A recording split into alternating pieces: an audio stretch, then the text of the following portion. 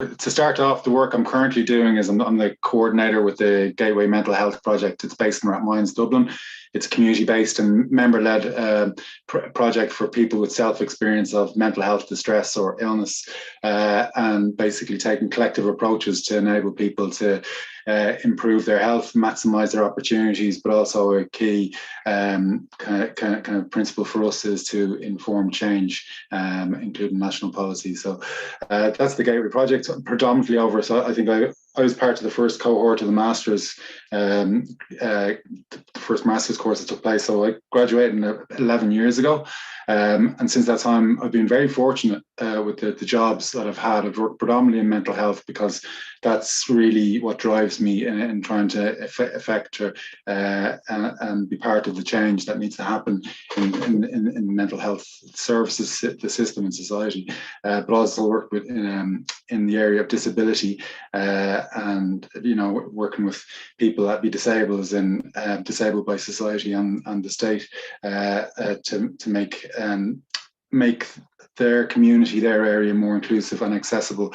And I've also had a short time. I was very privileged to work with Pavy Point and the men's health team as well.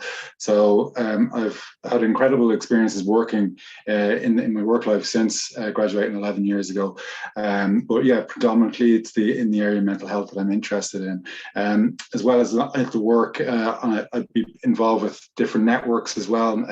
Nationally, I'm part of the Community Development Mental Health Network, which would have, it's fairly new, but that would have a strong lobbying function that we're trying to develop.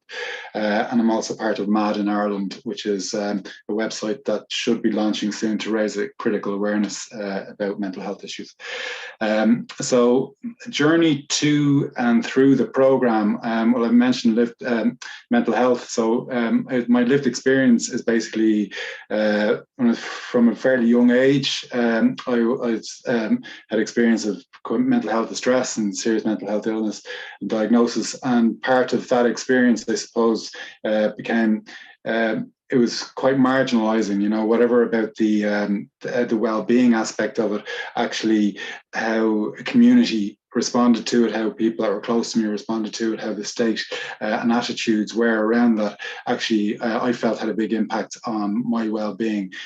So kind of by the age of, when I was got into my 30s, I was kind of doing different jobs and just kind of very conscious that actually society had a big part to play with mental health, and that I found the actual clinical approaches to mental health actually quite marginalising, disempowering, and serve to kind of enhance the isolation that I was experiencing.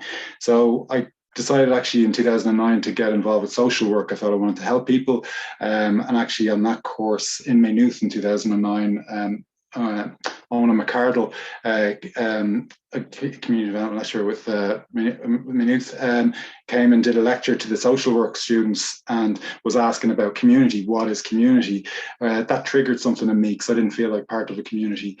And then and actually the more we were being introduced to community development and the idea that people could be supported to work collectively to A, meet their own needs, but B, and really importantly, to effect change. It just totally spoke to me. So actually I just left the course that I was on but waited a few months until the masters actually started, and that's how I got on board the course.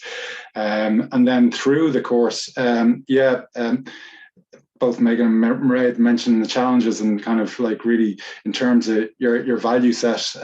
So like I think the course works really, really well to do that, and it's really important that it does in terms of I think group work. And it really stood out for me as a module I really enjoyed, but it was also really, really challenging because if we're going to be supporting groups of people to work together collectively for whatever the reasons, including to inform change, we have to be prepared for the kind of tensions, the conflicts that are going to come up. So like in the course here, I was thrown right into it. We were, and most students that I've heard from since talk quite anonymously, about the experience of being the learning you get in the course, working with students, is very different from being in a top-down class where everybody's behind a desk.